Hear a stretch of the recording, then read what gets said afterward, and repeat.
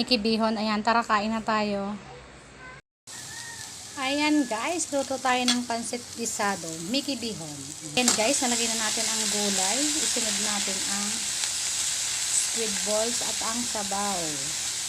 Kompleto na yan sa ingredients. Nalagay na natin ng timpla kanina. Ayan. Ito ng sabaw. Sabaw na yan. Ayan guys, nasabawan na natin itong ating gulay. Susunod natin dito ang Mickey at bihon. At guys, nalagay na natin ang bihon. Sunod natin itong Mickey. Ayan. Lagay natin at ating halu-haluin.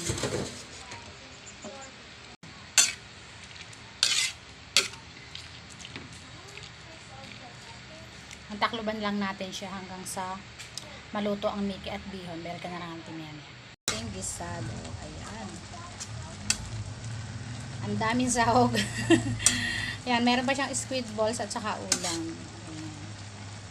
Ayan guys, luto ng ating gisado. Mickey Bihon. Ayan, tara, kain na po tayo. Thank you for watching.